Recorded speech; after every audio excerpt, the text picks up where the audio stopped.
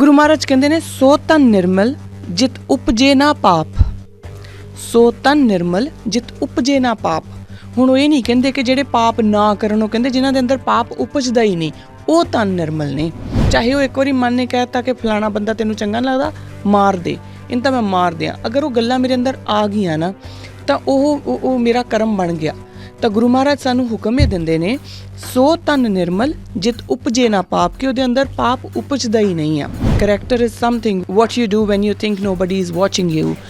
Character ਉਹ ਹੁੰਦਾ ਆ ਜੋ ਆਪਾਂ ਉਹ ਕਰਮ ਜੋ ਉਦੋਂ ਕਰਦੇ ਹਾਂ ਜਦੋਂ ਸਾਨੂੰ ਲੱਗਦਾ ਕਿ ਸਾਨੂੰ ਕੋਈ ਦੇਖ ਨਹੀਂ ਰਿਹਾ, ਜਦੋਂ ਮੈਨੂੰ ਲੱਗਦਾ ਕਿ ਮੈਂ ਇਕੱਲੀ ਹਾਂ, ਮੈਂ ਆਪਣੀ ਮਰਜ਼ੀ ਆ, ਮੈਨੂੰ ਕੋਈ ਨਹੀਂ ਦੇਖ ਰਿਹਾ। ਜਦੋਂ ਤਾਂ ਮੈਨੂੰ ਪਤਾ ਆ ਕਿ ਮੈਨੂੰ ਕੋਈ ਦੇਖ ਰਿਹਾ, ਮੇਰੇ ਉੱਤੇ ਕੋਈ ਮੋਨੀਟਰ ਕਰ ਰਿਹਾ, ਫਿਰ ਤਾਂ ਮੈਂ ਆਪਣੇ ਜਿਹੜੇ ਕਰਮ ਆ ਜਾਂ ਆਪਣੇ ਡੀਡਸ ਜਿਹੜੀਆਂ ਉਹਨਾਂ ਨੂੰ ਥੋੜ੍ਹਾ ਜਿਹਾ ਮੋਲਡ ਕਰੂੰਗੀ, ਕਿਉਂਕਿ ਆਪਾਂ ਸਾਰੇ ਬੈਸਟ ਫੁੱਟ ਫਾਰਵਰਡ ਕਰਦੇ ਹਾਂ।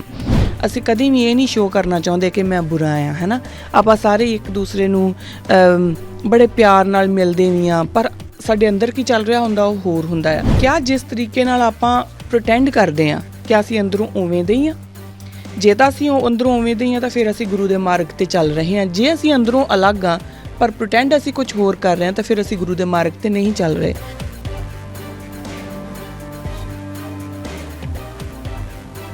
ਵਾਹਿਗੁਰੂ ਜੀ ਕਾ ਖਾਲਸਾ, ਵਾਹਿਗੁਰੂ ਜੀ ਕੀ ਫਤਿਹ।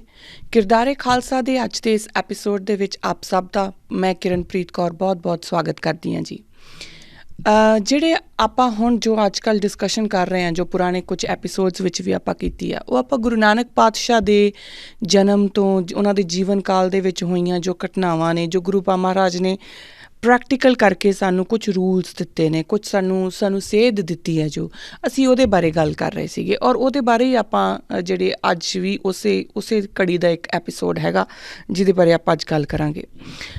ਪਰ ਉਸ ਤੋਂ ਪਹਿਲਾਂ ਕੁਝ ਚੀਜ਼ਾਂ ਹੋਰ ਵੀ ਗੱਲਾਂ ਕਰਨੀਆਂ ਬੜੀਆਂ ਜ਼ਰੂਰੀ ਹੈ। ਜਦੋਂ ਆਪਾਂ ਕਿਰਦਾਰ ਦੀ ਗੱਲ ਕਰਦੇ ਹਾਂ, ਖਾਲਸੇ ਦਾ ਕਿਰਦਾਰ ਹੋਵੇ ਜਾਂ ਆਪਾਂ ਕਿਸੇ ਵੀ ਕਿਰਦਾਰ ਦੀ ਗੱਲ ਕਰਦੇ ਹਾਂ, ਤਾਂ ਇੱਕ ਗੱਲ ਸਮਝ ਲੈਣੀ ਬਹੁਤ ਜ਼ਰੂਰੀ ਹੈ ਕਿ ਜੋ ਕਿਰਦਾਰ ਹੁੰਦਾ ਉਹ ਕਦੀ ਵੀ ਬਾਹਰੀ ਭੇਸ 'ਚ ਨਹੀਂ ਹੁੰਦਾ, ਉਹ ਅੰਦਰ ਹੁੰਦਾ ਆ। ਕਿਰਦਾਰ ਅੰਦਰੋਂ ਡਿਵੈਲਪ ਹੋਣਾ ਹੁੰਦਾ ਆ, ਔਰ ਉਸ ਤੋਂ ਬਾਅਦ ਜਦੋਂ ਅੰਦਰੋਂ ਡਿਵੈਲਪ ਹੋ ਗਿਆ ਫਿਰ ਉਹ ਬਾਹਰ ਆਪਣੇ ਆਪ ਹੀ ਨਜ਼ਰ ਆਉਣਾ ਹੁੰਦਾ। ਇਹ ਦੋਨੋਂ ਚੀਜ਼ਾਂ ਆਪਸ ਦੇ ਵਿੱਚ ਆਈਸੋਲੇਟਡ ਵੀ ਨੇ ਔਰ ਕਨੈਕਟਡ ਵੀ ਨੇ। ਬੜਾ ਪੈਰਾਡੋਕਸੀਕਲ ਸਟੇਟਮੈਂਟ ਦੇ ਰਹੀ ਹਾਂ ਮੈਂ ਕਿ ਇਹ ਕਨੈਕਟਡ ਆ ਔਰ ਆਈਸੋਲੇਟਡ ਆ। ਕਿੱਦਾਂ? ਜਦੋਂ ਆਪਣੇ ਅੰਦਰ ਕੋਈ ਚੀਜ਼ ਪ੍ਰਫੁੱਲਤ ਹੁੰਦੀ ਹੈ, ਜਦੋਂ ਖਿਲਦੀ ਆ, ਜਿੱਦਾਂ ਆਪਾਂ ਫੁੱਲਾਂ ਦੀ ਗੱਲ ਕਰ ਲਈਏ, ਤਾਂ ਫੁੱਲ ਨੂੰ ਸਭ ਤੋਂ ਪਹਿਲਾਂ ਇੱਕ ਬੱਡ ਬਣਨਾ ਜ਼ਰੂਰੀ ਆ, ਔਰ ਉਸ ਤੋਂ ਬਾਅਦ ਉਹ ਬੱਡ ਖਿਲਦੀ ਆ, ਔਰ ਜਦੋਂ ਖਿਲ ਜਾਂਦੀ ਆ ਫਿਰ ਉਹਦੇ ਵਿੱਚ ਜਿਹੜੀ ਉਹਦੀ ਮਹਿਕ ਆ ਉਹ ਆਪਣੇ ਆਪ ਹੀ ਆਉਣੀ ਸ਼ੁਰੂ ਹੋ ਜਾਂਦੀ। ਉਹ ਦੇਣ ਦੀ ਲੋੜ ਨਹੀਂ ਪੈਂਦੀ, ਉਹ ਬਾਹਰੋਂ ਦੇਣ ਦੀ ਲੋੜ ਨਹੀਂ ਪੈਂਦੀ। ਪਰ ਜਦੋਂ ਉਹਦੇ 'ਚੋਂ ਮਹਿਕ ਭਰਨੀ ਆ ਨਾ, ਮਹਿਕ ਉਹਦੇ ਅੰਦਰੋਂ ਹੀ ਭਰਨੀ ਆ। ਜਦੋਂ ਉਹ ਮਹਿਕ ਭਰ ਗਈ ਤਾਂ ਫੁੱਲ ਨੇ ਖਿਲਣਾ ਹੀ ਖਿਲਣਾ ਆ। ਸੋ ਬਾਹਰਲੀ ਭੇਸ ਜਿਹੜਾ ਉਹ ਆਪਣੇ ਆਪ ਹੀ ਉਸ ਤਰੀਕੇ ਨਾਲ ਟਰਾਂਸਫਾਰਮ ਹੁੰਦਾ ਜਾਂਦਾ ਹੈ, ਜਿਸ ਤਰੀਕੇ ਨਾਲ ਸਾਡੇ ਅੰਦਰ ਦੇ ਜਿਹੜੇ ਕਰੈਕਟਰਸ ਨੇ ਉਹ ਵੱਡੇ ਹੁੰਦੇ ਆ। ਜਿਵੇਂ ਉਹਨਾਂ ਨੂੰ ਅਗਰ ਆਪਾਂ ਚਿੱਕੜ ਦੀ ਗੱਲ ਕਰ ਲਈਏ, ਹੈ ਨਾ, ਜਾਂ ਗਾਰੇ ਦੀ ਗੱਲ ਕਰ ਲਈਏ, ਤਾਂ ਉਹ ਗਾਰਾ ਪਹਿਲਾਂ ਅੰਦਰੋਂ ਸੜਨਾ ਸ਼ੁਰੂ ਹੁੰਦਾ ਆ, ਫਿਰ ਉਹ ਬਾਹਰ ਮੁਸ਼ਕ ਮਾਰਨਾ ਸ਼ੁਰੂ ਹੁੰਦਾ, ਫਿਰ ਉਹ ਦੇਖਣ ਨੂੰ ਬੁਰਾ ਜਿਹਾ ਲੱਗਣਾ ਸ਼ੁਰੂ ਹੁੰਦਾ। ਅਦਰਵਾਈਜ਼ ਉਹ ਪਹਿਲਾਂ ਚਿੱਕੜ ਵਾਂਗੂ ਹੀ ਲੱਗਦਾ ਆ। ਤੋ ਦੋਨਾਂ ਹੀ ਕੇਸਿਸ ਦੇ ਵਿੱਚ ਫੁੱਲ ਦੀ ਮਹਿਕ ਔਰ ਜਿਹੜਾ ਗਾਰੇ ਦੀ ਬਦਬੂ ਉਹ ਪਹਿਲਾਂ ਅੰਦਰੋਂ ਆਉਂਦੀ ਆ, ਪਰ ਜਦੋਂ ਅੰਦਰ ਭਰ ਜਾਂਦੀ ਆ ਤਾਂ ਉਹ ਆਪਣੇ ਆਪ ਹੀ ਬਾਹਰੋਂ ਨਜ਼ਰ ਵੀ ਆਉਣੀ ਸ਼ੁਰੂ ਹੋ ਜਾਂਦੀ ਆ। ਸਾਨੂੰ ਉਹ ਦੇਖਣ 'ਤੇ ਪਤਾ ਲੱਗ ਜਾਂਦਾ ਕਿ ਆਹ ਚੀਜ਼ ਮੇਰੇ ਸੁੰਘਣ ਦੇ ਕਾਬਲ ਆ ਅਤੇ ਆਹ ਚੀਜ਼ ਮੇਰੇ ਸੁੰਘਣ ਦੇ ਕਾਬਲ ਨਹੀਂ, ਉਹ ਦੇਖਣ 'ਚ ਹੀ ਪਤਾ ਲੱਗ ਜਾਂਦਾ। ਸੋ ਬੇਸਿਕਲੀ ਜੋ ਮੈਂ ਕਹਿਣਾ ਚਾਹ ਰਹੀ ਹਾਂ ਉਹ ਇਹ ਆ ਕਿ ਜਿਹੜੇ ਕਿਰਦਾਰ ਦੀ ਆਪਾਂ ਗੱਲ ਕਰ ਰਹੇ ਹਾਂ, ਜੋ ਆਪਾਂ ਕਿਰਦਾਰੇ ਖਾਲਸਾ ਦੀ ਗੱਲ ਕਰ ਰਹੇ ਹਾਂ, ਜਦੋਂ ਸਾਡੇ ਅੰਦਰ ਇਹ ਸਾਡੀ ਆਤਮਾ ਦੇ ਵਿੱਚ ਇਹ ਕਿਰਦਾਰ ਵਸ ਗਿਆ ਤਾਂ ਬਾਹਰੀ ਭੇਸ ਆਪਣੇ ਆਪ ਹੀ ਉੱਦਾਂ ਦਾ ਹੋ ਜਾਣਾ ਆ। ਬਾਹਰ ਫਿਰ ਸਾਨੂੰ ਦੱਸਣ ਦੀ ਲੋੜ ਨਹੀਂ ਪੈਣੀ ਜਾਂ ਕਹਿਣ ਦੀ ਲੋੜ ਨਹੀਂ ਪੈਣੀ ਕਿ ਬਾਹਰ ਦਾ ਤਾਂ ਜਿਹੜਾ ਉਹ ਤਾਂ ਕੁਛ ਵੀ ਨਹੀਂ ਹੁੰਦਾ ਜੀ ਜਾਂ ਹੁੰਦਾ ਆ ਜੀ, ਇਹ ਦੱਸਣ ਦੀ ਲੋੜ ਨਹੀਂ ਪੈਣੀ, ਕਿਉਂਕਿ ਜਦੋਂ ਅੰਦਰੋਂ ਸੁਗੰਧ ਪ੍ਰਫੁੱਲਿਤ ਹੋਣੀ ਆ ਤਾਂ ਫੁੱਲ ਨੇ ਖਿਲਣਾ ਹੀ ਖਿਲਣਾ। ਇਹ ਨਿਯਮ ਆ, ਕੁਦਰਤ ਦਾ ਨਿਯਮ ਆ। ਸੋ ਜਿਹੜੇ ਵੀ ਕਿਰਦਾਰ ਦੀ ਆਪਾਂ ਗੱਲ ਕਰਾਂਗੇ, ਹੈ ਨਾ, ਉਹ ਸਭ ਤੋਂ ਪਹਿਲਾਂ ਸਾਡੇ ਅੰਦਰ ਉਪਜੂਗਾ ਔਰ ਉਸ ਤੋਂ ਬਾਅਦ ਉਹ ਬਾਹਰ ਨਜ਼ਰ ਆਊਗਾ। ਉਦੋਂ ਬਾਅਦ ਉਹ ਸਾਡੀਆਂ ਡੀਡਸ ਵਿੱਚ ਨਜ਼ਰ ਆਊਗਾ, ਹੈ ਨਾ। ਆਪਾਂ ਜੇ ਸਿਰਫ ਕਿਰਦਾਰ ਦੀ ਹੀ ਗੱਲ ਕਰੀਏ ਤਾਂ ਗੁਰੂ ਮਹਾਰਾਜ ਕਹਿੰਦੇ ਨੇ ਸੋ ਤਨ ਨਿਰਮਲ ਜਿਤ ਉਪਜੇ ਨਾ ਪਾਪ। ਸੋ ਤਨ ਨਿਰਮਲ ਜਿਤ ਉਪਜੇ ਨਾ ਪਾਪ। ਹੁਣ ਉਹ ਇਹ ਨਹੀਂ ਕਹਿੰਦੇ ਕਿ ਜਿਹੜੇ ਪਾਪ ਨਾ ਕਰਨ, ਉਹ ਕਹਿੰਦੇ ਜਿਨ੍ਹਾਂ ਦੇ ਅੰਦਰ ਪਾਪ ਉਪਜਦਾ ਹੀ ਨਹੀਂ, ਉਹ ਤਨ ਨਿਰਮਲ ਨੇ। ਇਹ ਨਹੀਂ ਕਿ ਮੇਰੇ ਅੰਦਰ ਤਾਂ ਮੈਨੂੰ ਲੱਗਦਾ ਕਿ ਮੈਂ ਫਲਾਣੇ ਦਾ ਜਾ ਕੇ ਨਾ ਉਹਨੂੰ ਮਾਰ ਦਿਆਂ ਜਾਂ ਮੈਂ ਉਹਦੇ ਕੋਲ ਕੱਪੜੇ ਬਹੁਤ ਸੋਹਣੇ ਆ ਮੈਂ ਉਹਦੇ ਕੋਲੋਂ ਚੁੱਕ ਲਿਆਵਾਂ, ਅੰਦਰ ਮੇਰਾ ਇਹ ਗੱਲਾਂ ਕਹਿ ਰਿਹਾ। ਪਰ ਮੈਂ ਜਿਵੇਂ ਆਪਾਂ ਪਿਛਲੇ ਐਪੀਸੋਡ ਦੇ ਵਿੱਚ ਇਡ ਈਗੋ ਸੁਪਰ ਈਗੋ ਦੀ ਗੱਲ ਕੀਤੀ ਸੀਗੀ ਕਿ ਅਦਰਵਾਈਜ਼ ਮੈਂ ਉਹ ਇੱਕ ਮੋਰੈਲਿਟੀ ਦੇ ਵਿੱਚ ਰੁਕ ਕੇ ਮੈਂ ਆਪਣੀਆਂ ਜਿਹੜੀਆਂ ਡੀਡਸ ਆ, ਜੋ ਮੇਰੇ ਕਰਮ ਹੈ, ਮੈਂ ਉਹਨਾਂ ਨੂੰ ਰੋਕ ਤਾਂ ਰਹੀ ਹਾਂ, ਪਰ ਮੇਰਾ ਜਿਹੜਾ ਮਨ ਹੈ ਉਹ ਇਹ ਕਹਿ ਰਿਹਾ ਕਿ ਚੁੱਕ ਲਿਆ। ਤਾਂ ਚਾਹੇ ਉਹ ਇੱਕ ਵਾਰੀ ਮਨ ਨੇ ਕਹਿ ਦਿੱਤਾ ਕਿ ਫਲਾਣਾ ਬੰਦਾ ਤੈਨੂੰ ਚੰਗਾ ਨਹੀਂ ਲੱਗਦਾ, ਮਾਰ ਦੇ, ਇਹਨੂੰ ਤਾਂ ਮੈਂ ਮਾਰ ਦਿਆਂ। ਅਗਰ ਉਹ ਗੱਲਾਂ ਮੇਰੇ ਅੰਦਰ ਆ ਗਈਆਂ ਨਾ ਤਾਂ ਉਹ ਮੇਰਾ ਕਰਮ ਬਣ ਗਿਆ।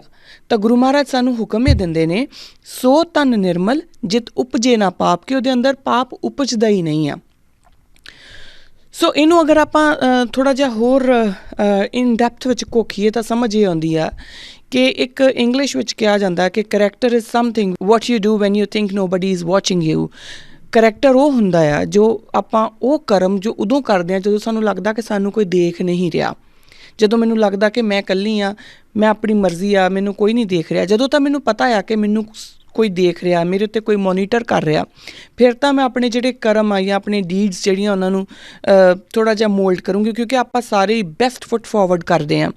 ਅਸੀਂ ਕਦੀ ਵੀ ਇਹ ਨਹੀਂ ਸ਼ੋਅ ਕਰਨਾ ਚਾਹੁੰਦੇ ਕਿ ਮੈਂ ਬੁਰਾ ਹਾਂ, ਹੈ ਨਾ। ਆਪਾਂ ਸਾਰੇ ਇੱਕ ਦੂਸਰੇ ਨੂੰ ਬੜੇ ਪਿਆਰ ਨਾਲ ਮਿਲਦੇ ਵੀ ਹਾਂ, ਪਰ ਸਾਡੇ ਅੰਦਰ ਕੀ ਚੱਲ ਰਿਹਾ ਹੁੰਦਾ ਉਹ ਹੋਰ ਹੁੰਦਾ ਆ। ਇਹਨੂੰ ਆਪਣੇ ਆਪ ਦੇ ਵਿੱਚ ਜਰਾ ਮੰਥਨ ਕਰਕੇ ਆਪਾਂ ਦੇਖੀਏ ਕਿ ਕਿਆ ਜਿਸ ਤਰੀਕੇ ਨਾਲ ਆਪਾਂ ਪ੍ਰਟੈਂਡ ਕਰਦੇ ਹਾਂ ਕਿ ਅਸੀਂ ਅੰਦਰੋਂ ਉਵੇਂ ਦੇ ਹੀ ਹਾਂ।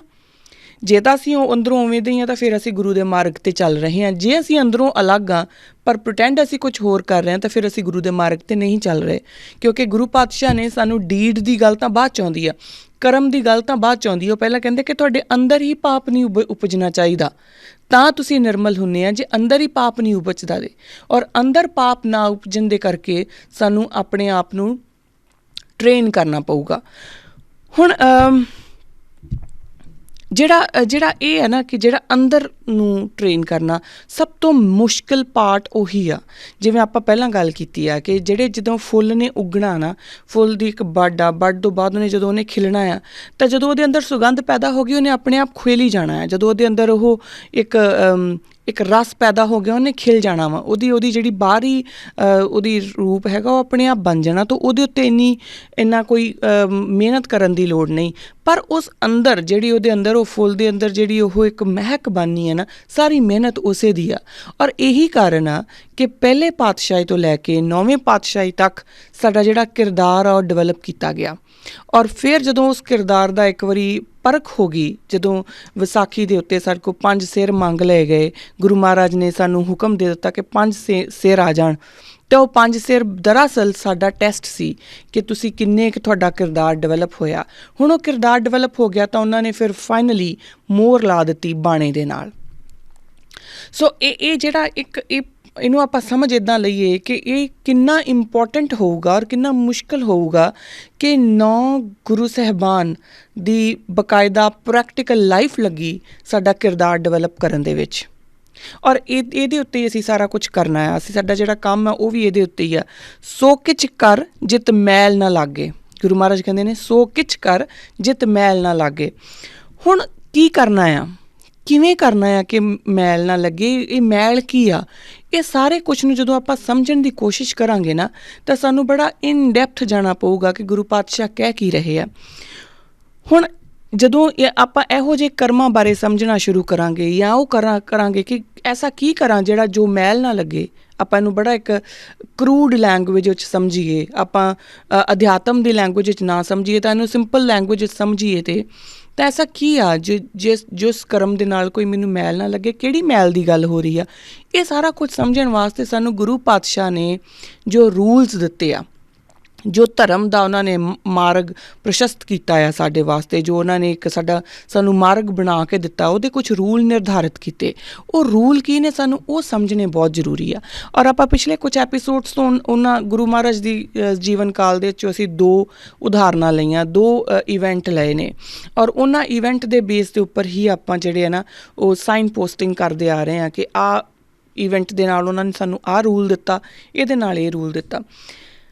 ਅਸੀਂ ਗੱਲ ਕੀਤੀ ਆ ਵਿਵੇਕ ਦੀ ਕਿ ਵਿਵੇਕੀ ਹੋ ਕੇ ਕਿਸ ਤਰੀਕੇ ਨਾਲ ਅਸੀਂ ਹਮੇਸ਼ਾ ਆਪਣੇ ਆਪ ਨੂੰ ਨਿਰੰਤਰ ਸੈਲਫ ਇੰਟਰੋਸਪੈਕਸ਼ਨ ਦੇ ਵਿੱਚ ਰਹਿਣਾ ਹੈ। ਅਸੀਂ ਹਰ ਵਾਰੀ ਆਪਣੇ ਆਪ ਨੂੰ ਘੋਖਦੇ ਰਹਿਣਾ ਕਿ ਕਿਆ ਮੈਂ ਆਪਣੇ ਗੁਰੂ ਦੇ ਹੁਕਮ ਦੇ ਅਨੁਸਾਰ ਚੱਲ ਰਹੀ ਹਾਂ, क्या मैं ਆਪਣੇ ਗੁਰੂ ਦੇ ਹੁਕਮ ਅਨੁਸਾਰ ਚੱਲ ਰਿਹਾ ਹਾਂ ਜਾਂ ਮੈਂ ਕਿੱਥੇ ਗੜਬੜ ਕਰ ਰਹੀ ਹਾਂ ਜਾਂ ਕਰ ਰਿਹਾ ਹਾਂ, ਮੈਂ ਕਿੱਥੇ ਜਾ ਕੇ ਗਲਤ ਹੋ ਰਿਹਾ, ਕਿੱਥੇ ਮੈਂ ਆਪਣੇ ਗੁਰੂ ਮਹਾਰਾਜ ਦੇ ਜਿਹੜੇ ਦੱਸੇ ਹੋਏ ਰੂਲ ਆ ਉਹਨਾਂ ਤੋਂ ਭਟਕ ਗਿਆ ਜਾਂ ਭਟਕ ਗਈ। ਇਹ ਸਾਨੂੰ ਸਿਰਫ ਆਪਣੀ ਵਿਵੇਕ ਬੁੱਧੀ ਤੋਂ ਮੱਤ ਲੈ ਕੇ ਸਾਨੂੰ ਅੱਗੇ ਚੱਲਦੇ ਜਾਣਾ। ਅਗਲੀ ਗੱਲ ਜਿਹੜਾ ਆਪਾਂ ਰੂਲ ਡਿਸਕਸ ਕੀਤਾ ਸੀਗਾ ਉਹ ਸੀਗਾ ਕਿ ਕਿਸੇ ਤਰ੍ਹਾਂ ਦੇ ਵੀ ਨਾ ਜੈਂਡਰ ਦੇ ਬੇਸ ਦੇ ਉੱਤੇ, ਨਾ ਕਾਸਟ, ਨਾ ਕਲਰ, ਨਾ ਕ੍ਰੀਡ, ਨਾ ਨੈਸ਼ਨੈਲਿਟੀ, ਨਾ ਰਿਲੀਜਨ, ਕਿਸੇ ਬੇਸ ਦੇ ਉੱਪਰ ਵੀ ਇੱਕ ਸਿੱਖ ਲਈ ਜਿਹੜਾ ਭੇਦਭਾਵ ਹੈ ਉਹ ਵਰਜਿਤ ਹੈ। ਸਿੱਖ ਨੂੰ ਹੁਕਮ ਹੈ ਕਿ ਉਹ ਭੇਦਭਾਵ ਕਰ ਹੀ ਨਹੀਂ ਸਕਦਾ। ਸਾਡੇ ਗੁਰੂ ਨੇ ਇਹ ਸਾਨੂੰ ਨਿਯਮ ਦਿੱਤਾ। ਉਸ ਤੋਂ ਅਗਲੀ ਜਿਹੜੀ ਆਪਾਂ ਗੱਲ ਕੀਤੀ ਸੀ ਉਹ ਸੀਗੀ ਦਇਆ। ਹੁਣ ਅਗਰ ਆਪਾਂ ਇਹ ਸਾਰਾ ਧਿਆਨ ਨਾਲ ਦੇਖੀਏ ਨਾ ਤਾਂ ਇਹ ਸਾਰੀਆਂ ਇਨਟੈਂਜੀਬਲ ਕਰੈਕਟਰ ਸਕੈਚ ਨੇ। ਇਹਨਾਂ ਵਿੱਚੋਂ ਕੋਈ ਵੀ ਐਸਾ ਨਹੀਂ ਕਿ ਜਿਹੜਾ ਮੈਂ ਦਿਖਾ ਸਕਦੀ ਹਾਂ। ਮੇਰੇ ਅੰਦਰ ਵਿਵੇਕ ਹੈ ਕਿ ਨਹੀਂ ਹੈ ਉਹ ਮੈਂ ਦਿਖਾ ਨਹੀਂ ਸਕਦੀ। ਨਾ ਤੁਸੀਂ ਮੈਨੂੰ ਦਿਖਾ ਸਕਦੇ ਹੋ, ਨਾ ਮੈਂ ਤੁਹਾਨੂੰ ਦਿਖਾ ਸਕਦੀ ਹਾਂ। ਮੇਰੇ ਅੰਦਰ ਦਇਆ ਹੈ ਜਾਂ ਨਹੀਂ ਹੈ ਉਹ ਆਪਾਂ ਇੱਕ ਦੂਸਰੇ ਨੂੰ ਦਿਖਾ ਨਹੀਂ ਸਕਦੇ। ਹਾਂ, ਸਾਡੀਆਂ ਡੀਡਸ ਦੇ ਨਾਲ, ਉਹ ਜਿੱਦਾਂ ਫੁੱਲ ਖਿਲਣ ਦੀ ਗੱਲ ਹੈ ਨਾ, ਜਦੋਂ ਸਾਡੇ ਅੰਦਰ ਉਹ ਚੀਜ਼ ਪ੍ਰਫੁੱਲਤ ਹੋਊਗੀ, ਜਦੋਂ ਅਸੀਂ ਅੰਦਰੋਂ ਦਇਆ ਸਾਡੇ ਅੰਦਰੋਂ ਉਮੜ ਕੇ ਆਊਗੀ, ਸਾਡੇ ਅੰਦਰੋਂ ਵਿਵੇਕ ਆਊਗਾ, ਤਾਂ ਉਹ ਆਪਣੇ ਆਪ ਨਜ਼ਰ ਆਉਣਾ ਸ਼ੁਰੂ ਹੋ ਜਾਊਗਾ। ਹੁਣ ਇਹ ਇਨਟੈਂਜਿਬਿਲਿਟੀ ਜਿਹੜੀ ਹੈ ਨਾ, ਇਹ ਇਨਟੈਂਜੀਬਲ ਕਰੈਕਟਰ ਸਕੈਚ ਜਿਹੜੇ ਆ, ਇਹਨਾਂ ਨੂੰ ਹੀ ਅਪਣਾਉਣਾ ਜਿਹੜਾ ਹੈ ਉਹਦੇ ਵਾਸਤੇ ਸਾਨੂੰ ਗੁਰੂ ਮਹਾਰਾਜ ਦੇ ਦਿੱਤੇ ਹੋਏ ਨਿਯਮਾਂ ਦਾ ਪਾਲਣ ਕਰਨਾ ਬਹੁਤ ਜ਼ਰੂਰੀ ਆ। ਅਗਲੀ ਗੱਲ ਜਿਹੜੀ ਪਾਤਸ਼ਾਹ ਸਾਨੂੰ ਦੱਸਦੇ ਨੇ ਉਸੇ ਹੀ ਜਨੇਊ ਪਾਉਣ ਵਾਲੀ ਵਿਧੀ ਦੇ ਵਿੱਚੋਂ ਜੋ ਆਉਂਦੀ ਆ, ਉਹ ਆਉਂਦੀ ਹੈ ਜਤ ਅਤੇ ਸਤ। ਸੰਤੋਖ ਹੋ ਗਿਆ, ਦਇਆ ਹੋ ਗਈ, ਜਤ, ਸਤ। ਹੁਣ ਇਹ ਸਾਰੀਆਂ ਹੀ ਜਿਹੜੇ ਇਨਟੈਂਜੀਬਲ ਕਰੈਕਟਰ ਸਕੈਚ ਹੈ ਨਾ, ਸਾਰਿਆਂ ਨੂੰ ਆਪਾਂ ਇੱਕ ਲੜੀ ਦੇ ਵਿੱਚ ਅੱਜ ਵੇਖਣਾ ਆ ਕਿ ਲੜੀ ਦੇ ਵਿੱਚ ਕਿੱਦਾਂ ਆ ਰਹੇ ਆ। ਆਪਾਂ ਜਤ ਸਤ ਦੀ ਪਹਿਲਾਂ ਗੱਲ ਕਰ ਲਈਏ। ਹੁਣ ਜਤ ਨੂੰ ਬਹੁਤਾਤ ਵਿੱਚ ਲੋਕ ਜਿਹੜੇ ਨੇ ਉਹ ਮੋਡੈਸਟੀ ਜਾਂ ਚੈਸਟਿਟੀ ਦੇ ਨਾਲ ਸੰਬੋਧਨ ਕਰਦੇ ਆ ਕਿ ਜਤ ਦਾ ਮਤਲਬ ਕੀ ਹੈ। ਇਟ ਇਜ਼ ਸਮਥਿੰਗ ਜਿਹਨੂੰ ਪਰ ਟਰਾਂਸਲੇਟ ਕਰਦੇ ਹਾਂ ਤਾਂ ਮੋਡੈਸਟੀ ਹੈ ਜਾਂ ਇਹ ਚੈਸਟਿਟੀ ਹੈ। ਔਰ ਮੈਂ ਪਹਿਲਾਂ ਵੀ ਇਹ ਗੱਲ ਕਰ ਚੁੱਕੀ ਕਿ ਹਰ ਇੱਕ ਅੱਖਰ ਟਰਾਂਸਲੇਟੇਬਲ ਹੋਵੇ ਇਹ ਜ਼ਰੂਰੀ ਨਹੀਂ ਹੁੰਦਾ। ਪਰ ਆਪਾਂ ਗਲਤੀ ਕਿੱਥੇ ਕਰਦੇ ਹਾਂ ਕਿ ਆਪਾਂ ਟਰਾਂਸਲੇਟ ਕਰ ਲੈਂਦੇ ਹਾਂ, ਆਪਾਂ ਉਹਨੂੰ ਇੱਕ ਟਰਾਂਸਲੇਸ਼ਨ ਦੇ ਵਿੱਚ ਸਮਝਦੇ ਹਾਂ। ਅਸੀਂ ਸਮਝਦੇ ਹਾਂ ਜੋ ਉਹ ਇੰਗਲਿਸ਼ ਦੇ ਵਿੱਚ ਜੋ ਟਰਾਂਸਲੇਸ਼ਨ ਸਾਡੇ ਕੋਲ ਆਈ, ਅਸੀਂ ਉਸੇ ਨੂੰ ਹੀ ਉਹਦਾ ਇੱਕ ਆਧਾਰ ਮੰਨ ਕੇ ਬੈਠ ਜਾਂਦੇ ਹਾਂ। ਹੁਣ ਜਤ ਦਾ ਮਤਲਬ ਅਗਰ ਮੋਡੈਸਟੀ ਜਾਂ ਚੈਸਟਿਟੀ ਹੋਊਗਾ ਤਾਂ ਉਹ ਇੱਕ ਬੜਾ ਸੁਕੜਿਆ ਹੋਇਆ ਜਾਂ ਇੱਕ ਬੜਾ ਨੈਰੋ ਡਾਊਨ ਰੂਪ ਆ ਜਤ ਦਾ। ਉਹ ਕਿਉਂ? ਕਿਉਂਕਿ ਭਾਈ ਗੁਰਦਾਸ ਜੀ ਸਾਨੂੰ ਦੱਸਦੇ ਨੇ, ਜਤੀ ਸਤੀ ਸੰਤੋਖੀਆ, ਜਤ ਸਤ ਜੁਗਤ ਸੰਤੋਖ ਨਾ ਜਾਤੀ, ਸਿੱਧ ਨਾਥ ਬਹੁ ਪੰਥ ਕਰ, ਹਉਮੈ ਵਿੱਚ ਕਰਮ ਕਮਾਤੀ। ਉਹ ਕਹਿੰਦੇ ਕਿ ਜਤੀ ਸਤੀ ਸੰਤੋਖੀਆ, ਜਤੀ ਵੀ ਆ, ਸਤੀ ਵੀ ਆ, ਸੰਤੋਖੀ ਵੀ ਲੋਕ ਨੇ, ਪਰ ਉਹ ਉਸ ਹਰ ਤਰੀਕੇ ਦੇ ਨਾਲ ਜਤ ਸਤ ਪਗਾਉਂਦੇ ਆ, ਪਰ ਉਹ ਜਤੀ ਹੁੰਦੇ ਨਹੀਂ। ਕਿਉਂ? ਕਿਉਂਕਿ ਅਗਲੀ ਲਾਈਨ ਦੇ ਵਿੱਚ ਉਹ ਦੱਸ ਦਿੰਦੇ ਨੇ, ਸਿੱਧ ਨਾਥ ਬਹੁ ਪੰਥ ਕਰ, ਹਉਮੈ ਵਿੱਚ ਕਰਮ ਕਮਾਤੀ। ਕਿਉਂਕਿ ਜਿਹੜੇ ਉਹ ਕਰਮ ਨੇ ਉਹ ਹਉਮੈ ਦੇ ਵਿੱਚ ਕਮਾ ਰਹੇ ਨੇ। ਉਹ ਬੇਸ਼ੱਕ ਉਹਨਾਂ ਨੇ, ਕਿਉਂਕਿ ਉਹਨਾਂ ਦੇ ਅੰਦਰ ਇਹ ਨਹੀਂ ਉਪਜਿਆ ਨਾ, ਉਹਨਾਂ ਨੇ ਬਾਹਰੋਂ ਰੂਪ ਬਣਾ ਲਿਆ, ਬਾਹਰੋਂ ਉਹਨਾਂ ਨੇ ਆਪਣੇ ਆਪ ਨੂੰ ਰਿਸਟ੍ਰਿਕਟ ਕਰ ਲਿਆ। ਉਹਨਾਂ ਨੇ ਜਤੀ ਹੋ ਕੇ, ਸਤੀ ਹੋ ਕੇ ਉਹਨਾਂ ਨੇ ਆਪਣੇ ਆਪ ਨੂੰ ਸੰਤੋਖੀ ਹੋਣ ਦਾ ਇੱਕ ਰੂਪ ਬਣਾ ਲਿਆ। ਬਾਹਰੋਂ ਉਹਨਾਂ ਨੇ ਦਿਖਾਉਣਾ ਸ਼ੁਰੂ ਕਰਤਾ ਕਿ ਮੈਂ ਹਾਂ ਡੀਡਸ ਦੇ ਵਿੱਚੋਂ, ਪਰ ਉਹਨਾਂ ਦੇ ਅੰਦਰੋਂ ਉਹ ਉਪਜਿਆ ਨਹੀਂ ਸੀ। ਔਰ ਕਿਉਂਕਿ ਉਹ ਅੰਦਰੋਂ ਨਹੀਂ ਉਪਜਿਆ ਅਤੇ ਇਸ ਕਰਕੇ ਫਿਰ ਜਿਹੜੇ ਬਨੌਟੀ ਫੁੱਲ ਹੁੰਦੇ ਹਨ ਉੱਤੇ ਬਾਹਰੋਂ ਆਪਾਂ ਅਗਰ ਸਪਰੇਅ ਮਾਰ ਕੇ ਖੁਸ਼ਬੂ ਪੈਦਾ ਕਰ ਵੀ ਦਈਏ ਤਾਂ ਕੁਛ ਸਮੇਂ ਬਾਅਦ ਉਹ ਫੇਡ ਆਊਟ ਹੋ ਜਾਂਦੀ ਆ, ਕਿਉਂਕਿ ਉਹ ਅੰਦਰੋਂ ਨਹੀਂ ਹੋਈ ਸੀ। ਔਰ ਜਿਹੜਾ ਫੁੱਲ ਹੈ, ਚਾਹੇ ਉਹਦੀ ਜ਼ਿੰਦਗੀ ਬਹੁਤ ਘੱਟ ਹੋਊਗੀ, ਉਹਦੀ ਬਾਹਰੀ ਰੂਪ ਦੀ ਜ਼ਿੰਦਗੀ ਬਹੁਤ ਘੱਟ ਹੋਊਗੀ, ਉਹ ਜਲਦੀ ਝੜ ਜਾਂਦਾ ਆ, ਪਰ ਜਿੰਨਾ ਚਿਰ ਵੀ ਰਹਿੰਦਾ ਉਹ ਖੁਸ਼ਬੂਦਾਰ ਰਹਿੰਦਾ। ਇਸੇ ਤਰੀਕੇ ਨਾਲ ਉਹ ਜਦੋਂ ਤੱਕ ਉਹ ਤੁਹਾਡੇ ਅੰਦਰੋਂ ਨਹੀਂ ਆਉਂਦਾ ਉਦੋਂ ਤੱਕ ਉਹ ਜਿਹੜਾ ਰੂਪ ਹੈ ਉਹ ਬਾਹਰ ਦਾ ਹੀ ਰਹੂਗਾ। ਔਰ ਕਿਉਂ ਨਹੀਂ ਆਉਂਦਾ? ਕਿਉਂਕਿ ਅੰਦਰ ਜਦੋਂ ਬਾਹਰ ਦਾ ਰੂਪ ਵਧੀਆ ਬਣ ਗਿਆ ਨਾ, ਲੋਕਾਂ ਨੇ ਜੈ ਜੈਕਾਰ ਕਰਨੀ ਸ਼ੁਰੂ ਕਰ ਦਿੱਤੀ ਕਿ ਵਾਹ ਜੀ ਕਿੱਡਾ ਜਤੀ ਬੰਦਾ ਹੈ, ਕਿੱਡਾ ਸਤੀ ਬੰਦਾ ਆ, ਕਿੰਨਾ ਸੰਤੋਖੀ ਬੰਦਾ ਹੈ। ਤਾਂ ਫਿਰ ਉਹ ਜਿਹੜੀ ਅੰਦਰਲੇ ਪਾਸੇ ਸਾਡੇ ਜਿਹੜਾ ਅੰਦਰ ਹੈ ਉੱਥੇ ਇੱਕ ਹਉਮੈ, ਆਪਣਾ ਇੱਕ ਵਿਕਾਰ ਜਿਹੜਾ ਆ ਉਹ ਜਨਮ ਲੈ ਲੈਂਦਾ ਹੈ। ਵਿਕਾਰ ਕੀ ਆ? ਹਉਮੈ ਦਾ ਵਿਕਾਰ ਆ। ਸਾਨੂੰ ਆਪਣੇ ਆਪ ਦੇ ਵਿੱਚ ਹੀ ਉਹ ਮੈਂ ਜਿਹੜੀ ਆ ਉਹ ਵੱਡੀ ਹੋ ਜਾਂਦੀ, ਮੈਂ ਪ੍ਰਧਾਨ ਹੋ ਜਾਂਦੀ ਆ। ਸੋ ਹੁਣ ਉਹ ਕਿਉਂ ਹੁੰਦੀ ਆ? ਅਗਲਾ ਸਵਾਲ ਇਹ ਕਿ ਇਹ ਕਿਉਂ ਜਿਹੜੇ ਜਤੀ ਸਤੀ, ਜੇ ਆਪਣੇ ਆਪ ਹੀ ਗੁਰੂ ਮਹਾਰਾਜ ਕਹਿੰਦੇ ਨੇ ਜਤ ਗੰਢੀ ਸਤ ਵੱਠ, ਹੈ ਨਾ, ਜਨੇਊ ਦੀਆਂ ਇਹ ਪ੍ਰੋਪਰ ਸਾਨੂੰ ਕਰੈਕਟਰ ਸਕੈਚ ਦਿੰਦੇ ਨੇ ਕਿ ਜੇ ਇਹੋ ਜਿਹਾ ਜੇ ਤੇਰੇ ਕੋਲ ਜਨੇਊ ਹੈਗਾ ਆ ਤਾਂ ਮੈਨੂੰ ਦੇ, ਮੈਂ ਪਾ ਲੈਣਾ ਆ। ਜੇ ਗੁਰੂ ਮਹਾਰਾਜ ਸਾਨੂੰ ਆਪ ਹੀ ਕਹਿੰਦੇ, ਉਸ ਤੋਂ ਬਾਅਦ ਸਾਨੂੰ ਇਹ ਵੀ ਪਤਾ ਲੱਗ ਜਾਂਦਾ ਕਿ ਜਤੀ ਸਤੀ ਹੋ ਕੇ ਵੀ ਜਤੀ ਸਤੀ ਨਹੀਂ ਹੋਇਆ ਜਾ ਸਕਦਾ। ਕਿਉਂ? ਕੀ ਕਾਰਨ ਹੈ? ਤਾਂ ਗੁਰੂ ਮਹਾਰਾਜ ਦੱਸਦੇ ਨੇ, ਤਪਸੀ ਕਰਕੇ ਦੇਹੀ ਸਾਧੀ ਮਨੁਆ ਦਹਿ ਦਿਸਤਾਨਾ, ਕਿ ਤਪ ਕਰਕੇ ਦੇਹ ਸਾਧ ਲਈ, ਆਪਾਂ ਦੇਹ ਬਾਹਰੋਂ ਦੇਹ ਸਾਧ ਲਈ, ਕਿਉਂਕਿ ਜਦੋਂ ਇੱਕ ਪਰਟੀਕੂਲਰ ਹੈਬਿਟ ਦੇ ਵਿੱਚ ਆਪਾਂ ਹੋ ਜਾਂਦੇ ਹਾਂ ਤਾਂ ਡੈਫੀਨੇਟਲੀ ਉਹ ਸਾਧਿਆ ਜਾਣਾ ਆ, ਹੈ ਨਾ, ਉਹ ਚੀਜ਼ ਹੋ ਜਾਣੀ ਆ। ਅਗਰ ਆਪਾਂ ਮੰਨ ਲਓ ਕੋਈ ਡਾਕਟਰ ਹੈ, ਉਹਦਾ ਰੋਜ਼ ਦਾ ਹੀ ਕੰਮ ਆ ਕਿ ਉਹਨੇ ਟਰਾਂਸਪਲਾਂਟ ਸਰਜਰੀ ਕਰਨੀ ਤਾਂ ਉਹ ਤਾਂ ਅੱਖਾਂ ਬੰਦ ਕਰਕੇ ਵੀ ਕਰ ਸਕਦਾ ਨਾ ਡੋਂਟ ਟੇਕ ਇਟ ਕਿ ਇੱਦਾਂ ਹੀ ਵਾਕਈ ਅੱਖਾਂ ਬੰਦ ਕਰਕੇ ਕਰ ਲੂਗਾ, ਬਟ ਸਟਿਲ ਮਤਲਬ ਉਹਦੀ ਇੰਨੀ ਪ੍ਰੈਕਟਿਸ ਹੋ ਜਾਣੀ ਆ। ਇਸੇ ਤਰੀਕੇ ਨਾਲ ਜਦੋਂ ਜਿਹੜਾ ਤਪ ਕਰ ਰਿਹਾ ਆ, ਉਹਨੇ ਆਪਣੇ ਆਪ ਉਹਨੇ ਤਪ ਕਰਕੇ ਇੱਕ ਐਸੇ ਲੈਵਲ ਨੂੰ ਅਚੀਵ ਕਰ ਲਿਆ ਕਿ ਉਹਨੇ ਦੇਹ ਨੂੰ ਸਾਧ ਲਿਆ। ਉਹ ਭੁੱਖਾ ਵੀ ਰਹਿ ਸਕਦਾ, ਉਹ ਉਲਟਾ ਲਟਕਿਆ ਹੋਇਆ ਵੀ ਰਹਿ ਸਕਦਾ, ਕਿਉਂਕਿ ਉਹਨੇ ਦੇਹ ਨੂੰ ਸਾਧ ਲਿਆ, ਉਹਨੇ ਦੇਹ ਨੂੰ ਡਿਸਿਪਲਿਨ ਕਰ ਲਿਆ। ਪਰ ਜਿਹੜਾ ਮਨ ਹੈ ਉਹ 10 ਦਿਸ਼ਾਵਾਂ ਦੇ ਵਿੱਚ ਭਟਕਦਾ ਫਿਰ ਰਿਹਾ। ਅਗਲੀ ਗੱਲ, ਬ੍ਰਹਮਚਰਜ ਕੀਨਾ ਹਿਰਦੇ ਭਇਆ ਗੁਮਾਨਾ, ਕਿ ਉਹੀ ਜੱਤ ਵਾਲੀ ਗੱਲ ਆ ਗਈ ਕਿ ਬ੍ਰਹਮਚਾਰੀ ਹੋ ਗਿਆ, ਪਰ ਹਿਰਦੇ ਦੇ ਵਿੱਚ, ਦਿਲ ਦੇ ਅੰਦਰ ਉਹ ਗੁਮਾਨ ਆ ਗਿਆ, ਉਹ ਈਗੋ ਆ ਗਈ, ਹੈ ਨਾ, ਕਿ ਮੇਰੇ ਤੋਂ ਵੱਡਾ ਤੇ ਬ੍ਰਹਮਚਾਰੀ ਕੋਈ ਨਹੀਂ, ਮੇਰੇ ਤੋਂ ਵੱਡਾ ਤੇ ਜਤੀ ਕੋਈ ਨਹੀਂ। ਸੰਨਿਆਸੀ ਹੋਏ ਕਿ ਤੀਰਥ ਪਰਮਿਓ ਉਸਮੇ ਕ੍ਰੋਧ ਬਿਗਾਨਾ, ਕਿ ਸੰਨਿਆਸੀ ਹੋ ਕੇ ਤੀਰਥ ਘੁੰਮ ਲਏ, ਹਰ ਜਗ੍ਹਾ 'ਤੇ ਘੁੰਮ ਲਏ, ਪਰ ਕ੍ਰੋਧ ਅੰਦਰ ਜਿਹੜਾ ਆ ਉਹ ਆਪਣੇ ਆਪ ਹੀ ਉਪਜਦਾ ਗਿਆ। ਸੋ ਬੇਸਿਕਲੀ ਕਿਹਾ ਕੀ ਜਾ ਰਿਹਾ, ਗੁਰੂ ਮਹਾਰਾਜ ਸਾਨੂੰ ਕਹਿ ਕੀ ਰਹੇ ਆ ਕਿ ਬਾਹਰੋਂ ਜੋ ਤੁਸੀਂ ਕਰਦੇ ਆ, ਔਰ ਕੋਈ ਵੀ ਆਪਾਂ ਕੰਮ ਕਰਦੇ ਆ ਨਾ, ਉਹ ਕਦੀ ਵੀ ਨਿਫਲ ਨਹੀਂ ਹੁੰਦਾ। ਕੋਈ ਵੀ ਐਸਾ ਕੰਮ, ਕੋਈ ਵੀ ਐਸਾ ਟਾਸਕ ਜੋ ਆਪਾਂ ਇੱਕ ਵਾਰੀ ਸਹੇੜ ਲਈਏ ਔਰ ਆਪਾਂ ਇਸ ਮਨ ਦੇ ਨਾਲ ਕਰ ਲਈਏ ਕਿ ਇਹਨੂੰ ਮੈਂ ਪੂਰਾ ਕਰਨਾ, ਹੋ ਜਾਂਦਾ ਆ। ਪਰ ਡਿਪੈਂਡ ਇਹ ਕਰਦਾ ਕਿ ਉਹ ਕਿੰਨਾ ਕੁ ਵਧੀਆ ਤਰੀਕੇ ਨਾਲ ਆਪਾਂ ਕੀਤਾ। ਜਦੋਂ ਤੁਸੀਂ ਸਰੀਰ ਨੂੰ ਸਾਧਨ ਦੇ ਉੱਤੇ ਜ਼ੋਰ ਲਾ ਰਹੇ ਹੋ ਨਾ, ਤਾਂ ਸਰੀਰ ਹੀ ਸਾਧਿਆ ਜਾਊਗਾ, ਮਨ ਸਾਧਿਆ ਨਹੀਂ ਜਾਊਗਾ, ਹੈ ਨਾ। ਔਰ ਗੁਰਬਾਣੀ ਕਹਿੰਦੀ ਆ, ਮਨ ਜੀਤੇ ਜਗਜੀਤ, ਸਾਨੂੰ ਮਨ ਦੇ ਉੱਤੇ ਕਾਬੂ ਕਰਨਾ ਸੀ।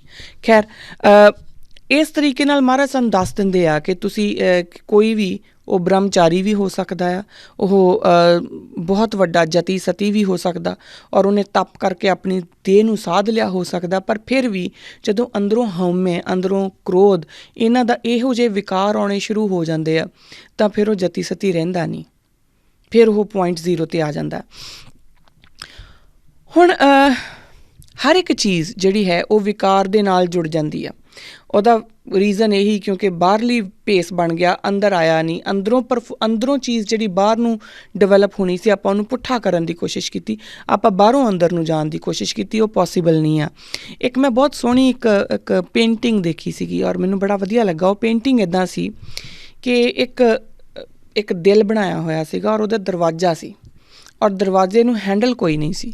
ਕਿਉਂ ਹੈਂਡਲ ਨਹੀਂ ਸੀ? ਔਰ ਉਹਦੇ ਥੱਲੇ ਲਿਖਿਆ ਹੋਇਆ ਸੀਗਾ ਇਹ, ਔਰ ਦਰਵਾਜ਼ਾ ਥੋੜ੍ਹਾ ਜਿਹਾ ਖੋਲ੍ਹ ਕੇ ਕੋਈ ਅੰਦਰੋਂ ਬਾਹਰ ਨੂੰ ਝਾਕ ਰਿਹਾ ਸੀ। ਕਿਉਂ? ਕਿਉਂਕਿ ਜਿਹੜਾ ਦਿਲ ਦਾ ਦਰਵਾਜ਼ਾ ਨਾ, ਉਹ ਅੰਦਰੋਂ ਖੁੱਲ੍ਹਦਾ ਆ, ਬਾਹਰੋਂ ਨਹੀਂ ਖੁੱਲ੍ਹਦਾ। ਜੇ ਹੈਂਡਲ ਦੀ ਲੋੜ ਤਾਂ ਪਵੇ ਜੇ ਬਾਹਰੋਂ ਖੋਲ੍ਹਿਆ ਜਾ ਸਕਦਾ ਹੋਵੇ, ਉਹ ਅੰਦਰੋਂ ਹੀ ਖੁੱਲ੍ਹਣਾ ਆ। ਅਤੇ ਇਸ ਕਰਕੇ ਇਹ ਚੀਜ਼ ਅੰਦਰੋਂ ਬਾਹਰ ਨੂੰ ਜਾਣ ਦੀ ਸੀ, ਬਾਹਰੋਂ ਅੰਦਰ ਆਉਣ ਦੀ ਸੀਗੀ ਨਹੀਂ।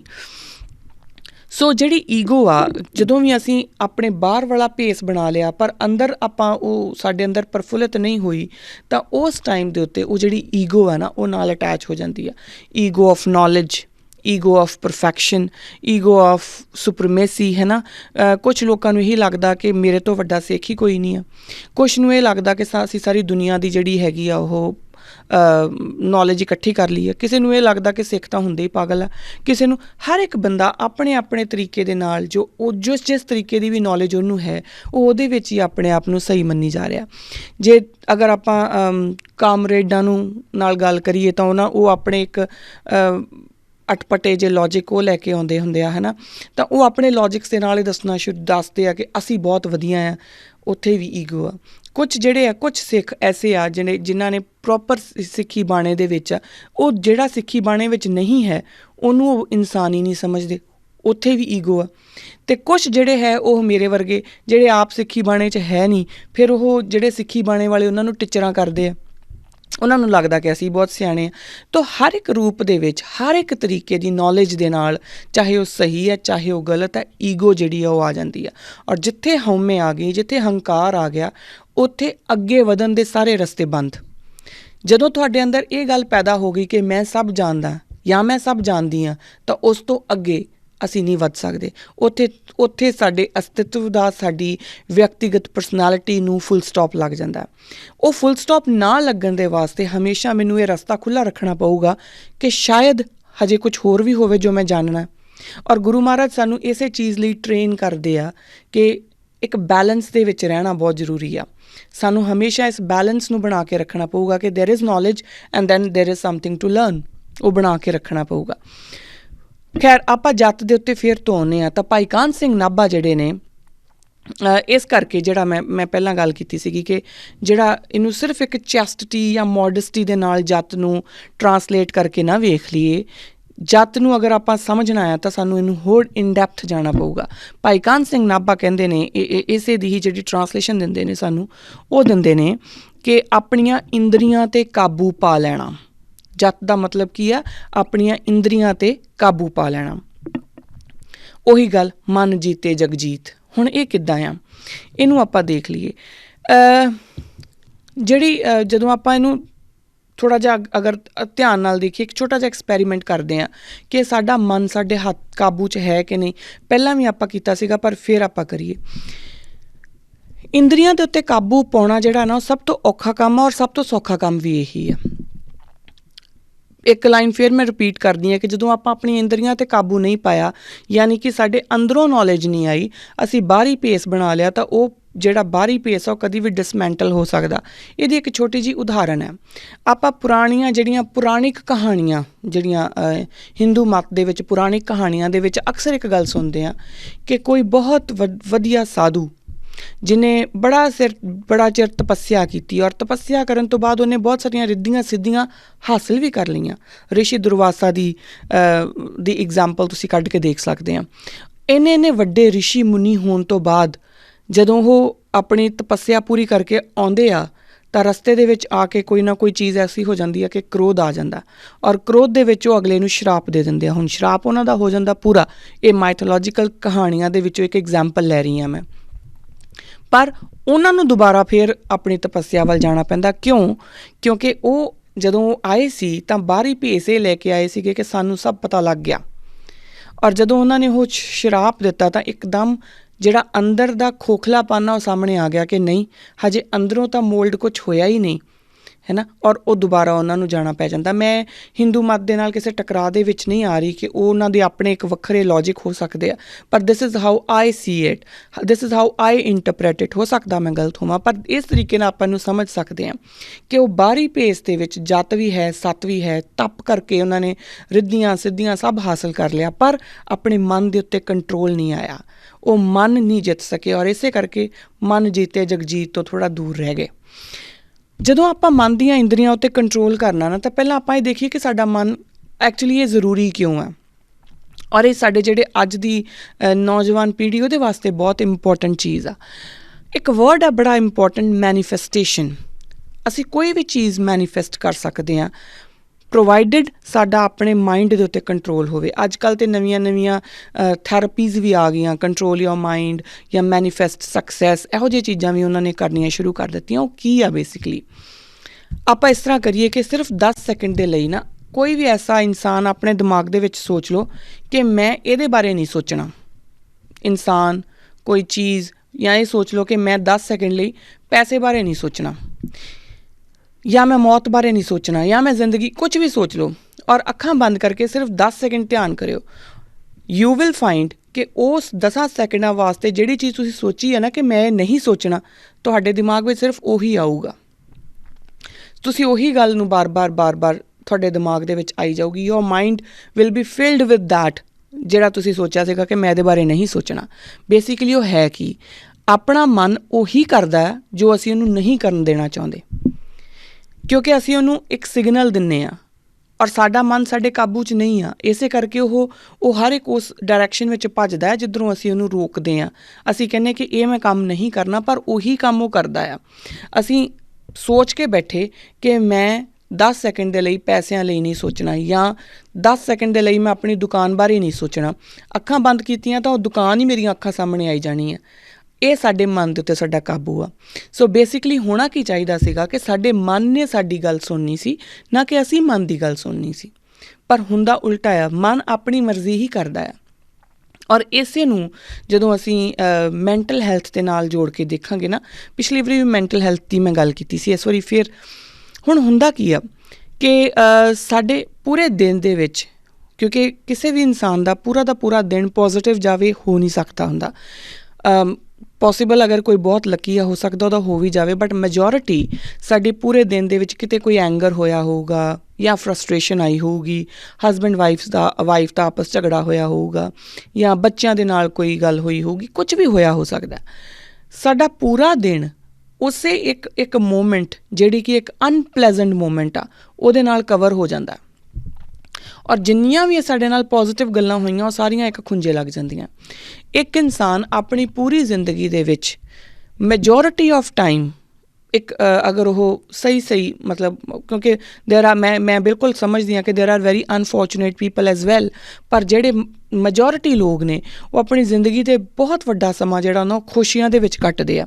ਉਹਦੇ ਵਿੱਚ ਉਹਨਾਂ ਦੇ ਬੱਚਿਆਂ ਦੇ ਵਿਆਹ ਵੀ ਸ਼ਾਮਲ ਆ, ਉਹਨਾਂ ਦੀ ਬਿਜ਼ਨਸ ਜਾਂ ਉਹਨਾਂ ਦੀ ਜੋਬ ਵਿੱਚ ਸਕਸੈਸ ਵੀ ਸ਼ਾਮਲ ਆ, ਉਹਨਾਂ ਦੇ ਘਰ ਬੱਚੇ ਦਾ ਆਗਮਨ ਜਾਂ ਹਰ ਇੱਕ ਚੀਜ਼ ਸ਼ਾਮਲ ਆ। ਪਰ ਅਸੀਂ ਆਪਣੀ ਲਾਈਫ ਨੂੰ ਟੈਗ ਕਰਦੇ ਹਾਂ ਅਨਸਕਸੈਸਿਸ ਦੇ ਨਾਲ। ਜਦੋਂ ਅਸੀਂ ਸਕਸੈਸਫੁਲ ਨਹੀਂ ਹੋਏ ਜਾਂ ਜਦੋਂ ਸਾਡੇ ਨਾਲ ਕੋਈ ਘਟਨਾ ਵਾਪਰੀ ਆ, ਅਸੀਂ ਆਪਣੀ ਜ਼ਿੰਦਗੀ ਨੂੰ ਬਹੁਤਾਤ ਦੇ ਵਿੱਚ ਉਹਦੇ ਨਾਲ ਰਲਾ ਕੇ ਦੇਖਦੇ ਹਾਂ। ਸੋ ਉਸ ਇੱਕ ਦਿਨ, ਜਿਸ ਦਿਨ ਅਸੀਂ ਸਾਡੇ ਨਾਲ ਕੋਈ ਸਵੇਰ ਤੋਂ ਲੈ ਕੇ ਸ਼ਾਮ ਤੱਕ ਕੁਝ ਚੰਗੀਆਂ ਗੱਲਾਂ ਵੀ ਹੋਈਆਂ, ਇੱਕ ਅੱਧੀ ਮਾੜੀ ਗੱਲ ਵੀ ਹੋਈ, ਅਸੀਂ ਉਸ ਮਾੜੀ ਗੱਲ ਨੂੰ ਲੈ ਕੇ ਸਾਰਾ ਦਿਨ ਆਪਣਾ ਖ਼ਰਾਬ ਕਰ ਲੈਂਦੇ ਹਾਂ। ਔਰ ਰਾਤ ਨੂੰ ਆਪਸ ਵਿੱਚ ਬੈਠੇ ਹਾਂ, ਜਦੋਂ ਟੇਬਲ ਦੇ ਉੱਤੇ ਅਗਰ ਕੋਈ ਪੁੱਛੇ ਕਿ ਕਿਵੇਂ ਦਾ ਰਿਹਾ ਦਿਨ, ਤਾਂ ਅਸੀਂ ਸਾਰਾ ਪੋਜ਼ੀਟਿਵਿਟੀ ਨੂੰ ਛੱਡ ਕੇ ਇੱਕ ਨੈਗੇਟਿਵ ਗੱਲ ਕਿ ਮੇਰਾ ਤਾਂ ਅੱਜ ਮੂਡ ਆਫ ਰਿਹਾ, ਕਿਉਂ, ਸਵੇਰੇ ਮੈਂ ਆਫਿਸ ਗਈ, ਮੈਂ ਲੇਟ ਹੋ ਗਈ, ਮੇਰੇ ਬੌਸ ਨੇ ਮੈਨੂੰ ਆ ਕਹਿਤਾ, ਫੋਰ ਐਨ ਐਗਜ਼ਾਮਪਲ, ਜਾਂ ਸਵੇਰੇ ਮੇਰੀ ਮੰਮੀ ਨਾਲ ਲੜਾਈ ਹੋ ਗਈ ਸੀ, ਜਾਂ ਡੈਡੀ ਨਾਲ ਗੱਲਬਾਤ ਹੋ ਗਈ ਸੀ, ਜਾਂ ਵਾਟ ਐਵਰ। ਆਪਾਂ ਉਹ ਸਾਰੀਆਂ ਚੀਜ਼ਾਂ ਜਿਹੜੀਆਂ ਆਪਾਂ ਨੈਗੇਟਿਵਿਟੀ ਨੂੰ ਆਪਾਂ ਆਪਣੀ ਲਾਈਫ ਨੂੰ ਐਂਬਲੇਮੇਟਾਈਜ਼ ਕਰਨ ਲਈ ਦੇ ਦਿੰਦੇ ਹਾਂ, ਹੈ ਨਾ। ਉਹ ਹੈ ਕਿ ਬੇਸਿਕਲੀ ਸਾਡੇ ਮਨ ਦਾ ਸਾਡੇ ਉੱਤੇ ਕੰਟਰੋਲ ਆ, ਔਰ ਉਹਨੇ ਹੀ ਜਿਹੜੀ ਨੈਗੇਟਿਵ ਚੀਜ਼ ਆ ਉਹਨੂੰ ਬਹੁਤ ਵੱਡਾ ਬਣਾ ਕੇ ਦਿਖਾਉਂਦਾ ਆ। ਔਰ ਸਾਨੂੰ ਹੌਲੀ ਹੌਲੀ ਇਹ ਲੱਗਣਾ ਸ਼ੁਰੂ ਹੋ ਜਾਂਦਾ ਹੈ ਕਿ ਸ਼ਾਇਦ ਮੇਰੀ ਜ਼ਿੰਦਗੀ 'ਚ ਕੁਛ ਪੋਜ਼ੀਟਿਵ ਹੈ ਹੀ ਨਹੀਂ, ਮੇਰੀ ਜ਼ਿੰਦਗੀ ਸਾਰੀ ਨੈਗੇਟਿਵ ਆ। ਔਰ ਇਸੇ ਨੈਗੇਟਿਵਿਟੀ ਦੇ ਚੱਲਦੇ ਜਿਹੜੀਆਂ ਮੈਂਟਲ ਹੈਲਥ ਪ੍ਰੋਬਲਮਸ ਆਉਂਦੀਆਂ ਆ, ਕਿਉਂਕਿ ਇਹ ਸਾਰਾ ਕੁਛ ਵੱਡਾ ਹੁੰਦਾ ਇੱਕ ਐਸੇ ਲੈਵਲ 'ਤੇ ਪਹੁੰਚ ਜਾਂਦਾ ਜਿੱਥੇ ਜਾ ਕੇ ਆਪਾਂ ਉਹਨੂੰ ਡਿਪਰੈਸ਼ਨ ਕਹਿ ਸਕਦੇ ਹਾਂ। ਫਿਰ ਉਹ ਡਿਪਰੈਸ਼ਨ ਹੋਣਾ ਸ਼ੁਰੂ ਹੋ ਜਾਂਦਾ ਹੈ ਕਿ ਮੇਰੇ ਨਾਲ ਤਾਂ ਕੁਛ ਪੋਜ਼ੀਟਿਵ ਹੋਇਆ ਹੀ ਨਹੀਂ। ਹੁਣ ਆਪਣੇ ਸਿੱਖਾਂ ਨਾਲ ਵੀ ਇੱਦਾਂ ਹੀ ਹੋ ਰਿਹਾ ਹੈ। ਅਗਰ ਆਪਾਂ ਦੇਖੀਏ ਤਾਂ ਸਾਡੇ ਸਿੱਖ ਜਿਹੜੇ ਨੇ ਉਹ ਬਹੁਤ ਵਧੀਆ ਕੰਮ ਵੀ ਕਰ ਰਹੇ ਨੇ, ਬੇਹੱਦ ਖੂਬਸੂਰਤ ਕੰਮ ਪੂਰੀ ਦੁਨੀਆ 'ਚ ਸਾਡੀ ਕੌਮ ਜਿਹੜੀ ਕਰ ਰਹੀ ਹੈ, ਔਰ ਦੁਨੀਆ ਲੋਹਾ ਮੰਨ ਰਹੀ ਆ ਸਾਡੇ ਕੰਮਾਂ ਦਾ। ਪਰ ਅਸੀਂ ਕੀ ਕਰਦੇ ਹਾਂ ਕਿ ਸਾਡੇ ਵਿੱਚੋਂ ਕੋਈ ਇੱਕ ਬੰਦਾ ਕੋਈ ਗਲਤ ਕਦਮ ਚੁੱਕ ਦਿੰਦਾ, ਕੋਈ ਗਲਤੀ ਕਰ ਦਿੰਦਾ, ਤਾਂ ਅਸੀਂ ਸਾਰੀ ਫੇਸਬੁੱਕ, ਸਾਰਾ ਸੋਸ਼ਲ ਮੀਡੀਆ ਅਸੀਂ ਉਸ ਨੈਗੇਟਿਵਿਟੀ ਵੱਲ ਲੈ ਜਾਂਦੇ ਹਾਂ, ਪੋਜ਼ੀਟਿਵਿਟੀ ਨੂੰ ਛੱਡ ਦਿੰਦੇ ਹਾਂ। ਅਸੀਂ ਇਹ ਭੁੱਲ ਹੀ ਜਾਂਦੇ ਹਾਂ ਕਿ ਉਹ ਇੱਕ ਬੰਦਾ ਆ, ਇੱਕ ਪਾਸੇ ਹਜ਼ਾਰਾਂ ਬੰਦੇ ਚੰਗਾ ਕੰਮ ਕਰ ਰਹੇ, ਇੱਕ ਬੰਦਾ ਕੋਈ ਗਲਤ ਕੰਮ ਕਰ ਗਿਆ ਤਾਂ ਆਪਾਂ ਉਹਨੂੰ ਇਲੈਬੋਰੇਟ ਕਰੀ ਜਾਣਾ, ਅਤੇ ਜਿਹੜੇ ਪੋਜ਼ੀਟਿਵ ਕਰ ਰਹੇ ਆ ਉਹਦੇ ਨਾਲ ਹੁੰਦਾ ਕੀ ਆ। ਸਾਡੇ ਦਿਮਾਗ ਦੇ ਵਿੱਚ ਇੱਕ ਗੱਲ ਆਉਣੀ ਸ਼ੁਰੂ ਹੋ ਜਾਂਦੀ ਹੈ ਕਿ ਸਿੱਖ ਕੌਮ ਜਿਹੜੀ ਨਾ, ਇਹ ਤਾਂ ਬਹੁਤ ਗਲਤ ਹੋਣੀ ਸ਼ੁਰੂ ਹੋ ਗਈ, ਇਹ ਤਾਂ ਗਰਕਣੀ ਸ਼ੁਰੂ ਹੋ ਗਈ। ਔਰ ਇਹ ਬਾਕਾਇਦਾ ਅਸੀਂ ਇਹ ਲਿਖਣਾ ਸ਼ੁਰੂ ਕਰ ਦਿੰਦੇ ਹਾਂ ਕਿ ਸਿੱਖ ਹੁਣ ਉਹ ਨਹੀਂ ਰਹੇ। ਸਿੱਖ ਬਾਕਾਇਦਾ ਅੱਜ ਵੀ ਦੇਖੀਏ ਤਾਂ ਬੜੇ ਸਿੱਖ ਜਿਹੜੇ ਅੱਜ ਵੀ ਜਿਹੜੇ ਬਾਣੇ ਦੇ ਧਾਰਨੀ ਨੇ, ਉਹ ਅੱਜ ਵੀ ਉਹੋ ਜਿਹੇ ਹੈਗੇ ਆ, ਪਰ ਆਪਾਂ ਉਹਨਾਂ ਨੂੰ ਦੇਖਣਾ ਬੰਦ ਕਰ ਦਿੱਤਾ। ਆਪਾਂ ਉਹਨਾਂ ਨੂੰ ਦੇਖਣਾ, ਔਰ ਉਹਦੇ ਨਾਲ ਜਿਹੜੇ ਸਿੱਖੀ ਦਾ ਦਰਦ ਮੰਨਦੇ ਨੇ, ਕਿਉਂਕਿ ਉਹਨਾਂ ਕੋਲ ਵਿਚਾਰਿਆਂ ਕੋਲ ਮੈਸੇਜਿਸ ਹੀ ਇਹੋ ਜਿਹੇ ਜਾਂਦੇ ਆ, ਤਾਂ ਫਿਰ ਉਹ ਆਪਣੇ ਆਪ ਨੂੰ ਬੜਾ ਡਿਪਰੈਸਡ ਫੀਲ ਕਰਦੇ ਆ, ਉਹ ਡਿਪਰੈਸ਼ਨ ਦੇ ਵਿੱਚ ਜਾਣਾ ਸ਼ੁਰੂ ਹੋ ਜਾਂਦੇ ਆ। ਸੋ ਸਭ ਤੋਂ ਪਹਿਲਾਂ ਅਸੀਂ ਆਪਣੇ ਮਨ ਨੂੰ ਟ੍ਰੇਨ ਕਰੀਏ ਪੋਜ਼ੀਟਿਵ ਚੀਜ਼ਾਂ ਵੇਖਣ ਲਈ। ਇਹਦਾ ਮਤਲਬ ਇਹ ਬਿਲਕੁਲ ਨਹੀਂ ਕਿ ਜੋ ਨੈਗੇਟਿਵ ਹੋ ਰਿਹਾ ਉਹਦੇ ਵੱਲੋਂ ਛੱਡ ਦਈਏ, ਬਿਲਕੁਲ ਇਹਦਾ ਮਤਲਬ ਇਹ ਨਹੀਂ। ਇਹਦਾ ਮਤਲਬ ਇਹ ਹੈ ਕਿ ਜੋ ਨੈਗੇਟਿਵ ਵੀ ਹੋ ਰਿਹਾ ਉਹਨੂੰ ਵੀ ਦੇਖੀਏ ਕਿ ਆਪਾਂ ਸੁਧਾਰ ਕਿੱਦਾਂ ਸਕਦੇ ਹਾਂ, ਬਜਾਏ ਇਹਦੇ ਕਿ ਉਹਦੇ ਉੱਤੇ ਗੌਸਿਪ ਕਰਕੇ ਅਤੇ ਬਾਅਦ 'ਚ ਛੱਡ ਦਈਏ, ਜਾਂ ਇਹ ਕਹਿ ਦਈਏ ਉਹ ਤਾਂ ਜੀ ਬੰਦੇ ਨਿਕੰਮੇ ਆ ਜੀ, ਉਹ ਤਾਂ ਐਂ ਹੀ ਆ ਜੀ, ਇਹ ਤਾਂ ਗੱਲਾਂ ਹੀ ਐਵੇਂ ਹੀ ਹੋ ਗਿਆ, ਅੱਜ ਕੱਲ੍ਹ ਸਿੱਖ ਤਾਂ ਉੱਦਾਂ ਦੇ ਰਹੇ ਹੀ ਨਹੀਂ। ਇਹੋ ਜਿਹੀਆਂ ਗੱਲਾਂ ਕਰਨ ਦੀ ਬਜਾਏ ਅਸੀਂ ਪੋਜ਼ੀਟਿਵ ਚੀਜ਼ਾਂ ਨੂੰ ਮੈਨੀਫੈਸਟ ਕਰਨ ਦੀ ਕੋਸ਼ਿਸ਼ ਕਰੀਏ। ਜਿੰਨਾ ਪੋਜ਼ੀਟਿਵਿਟੀ ਮੈਨੀਫੈਸਟ ਕਰਾਂਗੇ ਉਨੀ ਜ਼ਿਆਦਾ ਪੋਜ਼ੀਟਿਵਿਟੀ ਹੁੰਦੀ ਜਾਊਗੀ। ਹੁਣ ਇਹੀ ਜੱਤ ਹੈ, ਇਹੀ ਇੰਦਰੀਆਂ ਦੇ ਉੱਤੇ ਕੰਟਰੋਲ ਹੈ, ਕਿਉਂਕਿ ਜਦੋਂ ਆਪਾਂ ਆਪਣੇ ਮਨ ਦੇ ਉੱਪਰ ਕੰਟਰੋਲ ਕਰ ਲਿਆ, ਜਦੋਂ ਅਸੀਂ ਆਪਣੇ ਮਨ ਨੂੰ ਸਮਝਾਉਣਾ ਸ਼ੁਰੂ ਕਰਤਾ ਕਿ ਤੂੰ ਇਸ ਚੀਜ਼ ਨੂੰ ਐਵੇਂ ਹੀ ਕਰਨਾ, ਤੈਨੂੰ ਮੇਰਾ ਹੁਕਮ ਮੰਨਣਾ ਪੈਣਾ, ਮੈਂ ਤੇਰਾ ਹੁਕਮ ਨਹੀਂ ਮੰਨਣਾ। ਦੈਟ ਇਜ਼ ਵੈਨ ਜਦੋਂ ਜਿਹੜੇ ਗੁਰੂ ਨਾਨਕ ਪਾਤਸ਼ਾਹ ਸਾਨੂੰ ਜਤੀ ਕਹਿੰਦੇ ਨੇ ਨਾ, ਅਸੀਂ ਉਸ ਜਤੀ ਵੱਲ ਨੂੰ ਵਧਣਾ ਸ਼ੁਰੂ ਹੋਵਾਂਗੇ। ਜਤੀ ਦਾ ਮਤਲਬ ਸਿਰਫ ਇਹ ਨਹੀਂ ਹੈ ਕਿ ਮੋਡੈਸਟੀ ਐਂਡ ਚੈਸਟਿਟੀ, ਉਹ ਵੀ ਇੱਕ ਹਿੱਸਾ ਆ ਬਟ ਨਾਟ ਕੰਪਲੀਟ ਡੈਫੀਨੇਸ਼ਨ, ਹੈ ਨਾ। ਸੋ ਬਹੁਤਾਤ ਦੇ ਵਿੱਚ ਜਿਹੜੇ ਸਕਸੈਸਫੁਲ ਲੋਕ ਵੀ ਹੁੰਦੇ ਆ, ਉਹਨਾਂ ਦੀ ਜ਼ਿੰਦਗੀ ਵਿੱਚ ਵੀ ਪ੍ਰੋਬਲਮਸ ਹੁੰਦੀਆਂ। ਕਿਉਂ ਪ੍ਰੋਬਲਮਸ ਹੁੰਦੀਆਂ ਆ? ਕਿਉਂਕਿ ਉਹਨਾਂ ਦੀ ਵੀ ਜਿਹੜਾ ਉਹਨਾਂ ਨੇ ਇੱਕ ਜਿਹੜਾ ਸਕਸੈਸਫੁਲ ਬਿਜ਼ਨਸਮੈਨ ਆ, ਉਹਦੇ ਕੋਲ ਹਜ਼ਾਰਾਂ ਹੀ ਬੰਦੇ ਕੰਮ ਕਰਦੇ ਹੋਣਗੇ ਔਰ ਉਸ ਹਜ਼ਾਰਾਂ ਬੰਦਿਆਂ ਨੂੰ ਮੈਨੇਜ ਕਰ ਪਾਉਂਦਾ, ਪਰ ਆਪਣੇ ਮਨ ਨੂੰ ਮੈਨੇਜ ਕਰਨਾ ਬਹੁਤ ਔਖਾ ਹੋ ਜਾਂਦਾ। ਉਹਨੂੰ ਇਹ ਲੱਗਦਾ ਕਿ ਉਹ ਪੈਸੇ ਆ ਗਏ, ਓਕੇ ਹੁਣ ਇਸ ਤੋਂ ਅੱਗੇ ਹੋਰ ਵਧਾਈਏ ਆਪਾਂ। ਚੰਗੀ ਗੱਲ ਆ, ਵਧਣਾ ਮਾੜੀ ਗੱਲ ਨਹੀਂ, ਪਰ ਉਹ ਅਗਰ ਉਹ ਹੋਰ ਵਧਾਉਣ ਦੇ ਚੱਕਰ ਦੇ ਵਿੱਚ ਫਿਰ ਉਹ, ਕਿਉਂਕਿ ਮਨ ਉਹਨੂੰ ਡਿਗਾਈਡ ਕਰ ਰਿਹਾ ਹੁੰਦਾ ਨਾ, ਔਰ ਉਹ ਸੋਚਦਾ ਕਿ ਮੈਂ ਅਗਲੇ ਮਹੀਨੇ ਤੱਕ ਆਪਣੀ ਜਿਹੜੀ ਕੈਪੀਟਲ ਹੈ ਉਹਨੂੰ ਇੰਨੇ ਗੁਣਾ ਮਲਟੀਪਲਾਈ ਕਰ ਦੇਣਾ। ਅਗਰ ਉਹ ਤੋਂ ਥੋੜ੍ਹੀ ਜਿਹੀ ਘੱਟ ਰਹਿ ਗਏ, ਮੰਨ ਲਓ ਕਿ ਸੋਚਦਾ ਕਿ 2 ਗੁਣਾ ਕਰ ਦੇਣਾ ਔਰ ਉਹ 1.5 ਗੁਣਾ ਹੋਵੇ, ਤਾਂ ਉਹ 1.5 ਗੁਣਾ ਨੂੰ ਨਹੀਂ, ਉਹ ਜਿਹੜੀ 0.5% ਨਹੀਂ ਹੋਈ ਨਾ, ਉਹਦੇ ਵਾਸਤੇ ਸੋਚਣਾ ਸ਼ੁਰੂ ਹੋ ਗਿਆ, ਕਿਉਂਕਿ ਤੁਹਾਡਾ ਮਨ ਇਸ ਤਰੀਕੇ ਨਾਲ ਤੁਹਾਨੂੰ ਮੋਲਡ ਕਰਦਾ ਹੈ। ਤੁਸੀਂ ਚਾਹੁੰਦੇ ਸੀਗੇ ਕਿ ਮੇਰਾ ਬੱਚਾ ਡਾਕਟਰ ਬਣੇ, ਪਰ ਉਹ ਡਾਕਟਰ ਨਹੀਂ ਬਣਿਆ, ਉਹ ਮੈਡੀਕਲ ਲਾਈਨ ਦੇ ਵਿੱਚ ਹੀ ਕੁਛ ਹੋਰ ਕਿਸੇ ਹੋਰ ਪੋਜੀਸ਼ਨ 'ਤੇ ਆ। ਅਤੇ ਆਪਾਂ ਇਹ ਨਹੀਂ ਸੋਚਣਾ ਕਿ ਉਹਨੇ ਮੈਡੀਕਲ ਲਾਈਨ ਦੇ ਵਿੱਚ ਉਹਦਾ ਨਾਮ ਹੈ, ਜੋ ਵੀ ਉਹ ਜੋਬ ਕਰ ਰਿਹਾ ਉਹਦੇ ਵਾਸਤੇ ਉਹਨੂੰ ਸ਼ਾਬਾਸ਼ ਦਈਏ ਕਿ you are doing your job perfectly fine. ਆਪਾਂ ਇਹ ਨਹੀਂ ਸੋਚਦੇ। ਆਪਾਂ ਕੀ ਸੋਚਦੇ ਹਾਂ ਕਿ ਇਹਨੂੰ ਤਾਂ ਮੈਂ ਡਾਕਟਰ ਬਣਾਉਣਾ ਸੀ, ਬਣਿਆ ਹੀ ਨਹੀਂ, and that is what causes depression. ਔਰ ਇਸੇ ਤਰੀਕੇ ਨਾਲ ਆਪਾਂ ਆਪਣੇ ਬੱਚਿਆਂ ਨੂੰ ਵੀ ਇਸੇ ਹੀ ਲਾਈਨ ਦੇ ਵਿੱਚ ਲਈ ਆਉਂਦੇ ਹਾਂ, ਔਰ ਉਹ ਵੀ ਉਸੇ ਤਰੀਕੇ ਨਾਲ ਮੈਂਟਲ ਹੈਲਥ ਦਾ ਸ਼ਿਕਾਰ ਹੁੰਦੇ ਜਾਂਦੇ ਆ। ਸੋ ਗੁਰੂ ਨਾਨਕ ਪਾਤਸ਼ਾਹ ਦੇ ਦਿੱਤੇ ਹੋਏ ਨਿਯਮਾਂ ਦੇ ਉੱਤੇ ਚੱਲ ਕੇ ਨਾ ਸਿਰਫ ਸਾਡਾ ਕਿਰਦਾਰ ਜਿਹੜਾ ਆ ਉਹ ਕਿਰਦਾਰੇ ਖਾਲਸਾ ਵਾਲਾ ਕਿਰਦਾਰ ਉੱਚਾ ਹੁੰਦਾ ਜਾਊਗਾ, ਸਗੋਂ ਜਿਹੜੀਆਂ ਸਾਡੀਆਂ ਰੋਜ਼ਮਰਾ ਦੀਆਂ ਪ੍ਰੋਬਲਮਸ ਨੇ, ਜਿਹਦੇ ਵਿੱਚ ਅਸੀਂ ਆਪਣੇ ਬੱਚਿਆਂ ਨੂੰ ਵੀ ਗਲਤਾਨ ਕਰ ਲਿਆ, ਅਸੀਂ ਉਹਨਾਂ ਵਿੱਚੋਂ ਵੀ ਬਚ ਸਕਦੇ ਹਾਂ। ਹੁਣ ਜਦ ਤੱਕ ਅਸੀਂ ਇਹ ਸਭ ਕੁਛ, ਕਿਉਂਕਿ ਫਿਰ ਉੱਥੇ ਗੱਲ ਆਉਂਦੀ ਆ ਕਿ ਜਦ ਤੱਕ ਆਪਣੀਆਂ ਇੰਦਰੀਆਂ ਨੂੰ, ਔਰ ਇੰਦਰੀਆਂ ਵੱਸ 'ਚ ਆਉਣੀਆਂ ਮਨ ਦੇ ਵੱਸ 'ਚ ਆਉਣ ਨਾਲ, ਜਦ ਤੱਕ ਇਹ ਨਹੀਂ ਕਰਦੇ ਤਦ ਤੱਕ ਬਾਹਰੀ ਹਿੱਸਾ ਜਿਹੜਾ ਜੋ ਵੀ ਆਪਾਂ ਬਾਹਰੋਂ ਕਰੀ ਜਾਂਦੇ ਹਾਂ ਉਹ ਕਰਮ ਕਾਂਡ ਹੈ।